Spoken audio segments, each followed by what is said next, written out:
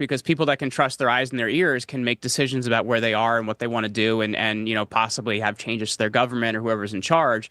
And that's, we've always been at war with Eurasia. It's exactly like it is in 1984. And I think that is the problem. If you have bad information, you can't make a decision.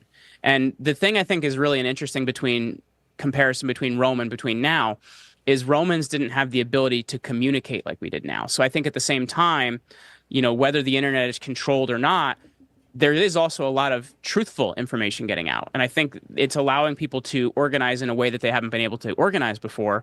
So to me, I think there's also some changes that may not happen in any other point in history. So I think there's also an ability to have some changes now. The issue is, and I think this is kind of, no matter what race you are, like I think if they can control the words you have to use in order to have the conversation, eventually they have to control your thoughts. You have to formulate those words, and you're starting to lose autonomy. And I think that's one of the bigger issues we're seeing here is if you can't use the word you need to use in order to describe a situation, you have to use somebody else's verbiage, like we're seeing with a lot of the strange words we're having in the woke world right now.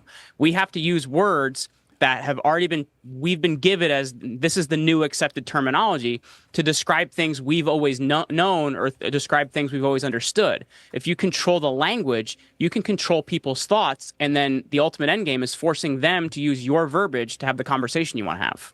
Whitmer thing where the FBI basically set up all these guys, and I think one of the actual, or one or two of the actual people on this attempted kidnapping plot of Whitmer was actually even not a Fed. And it's so interesting when you look at even I know we're joking about like maybe Facebook's honeypotting you and getting you to like post these different things, but in all seriousness, how much of internet culture is setting you up to kind of red flag you to say, okay, let's unperson this person. Like look what a lot of what's happened with Alex Jones, right? Like the guy isn't even allowed to exist on YouTube. He can't say his name. He's kind of like, Gargamel or something. It's a name you can't mention. And we've kind of gotten to this place in internet culture where I am very curious of how much of it is really honeypotting people to see like, okay, what can we get them to do? And if they do it, we know that that person's a person that doesn't get to speak anymore. Or right, like if you're handling these, class conflicts, this cultural Marxism, if you want to call it that, you're not handling the actual issues that happen. Like almost 100% of our issues are monetary. Are monetary, right? Like if you want to look at it, whether it's funding the military industrial complex or whether it's, whatever the banks are doing in the background, they want you playing this other shell game rather than actually engaging in things that matter. And I think oftentimes Andrew Breitbart would often say that politics is downstream from culture. And I think people on the left and people on the right, they often think they're going to solve these problems through politics, and you're not. What you solve these problems through are actually by correcting your cultural problems.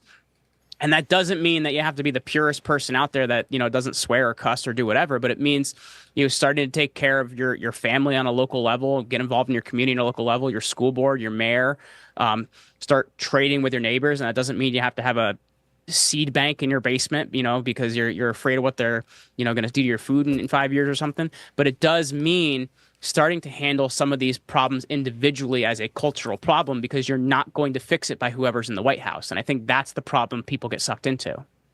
Yeah. Because the other stuff is too hard to fix. So why deal with it? When I used you can't fix it because the people that would have to fix it, right, are our politicians, which they're not going to, because that shuts off the money hose to them or the power hose to them. So we've kind of gotten to this position where we're handcuffed. And I think just thinking you can vote it away is not how it works. It's not going to happen.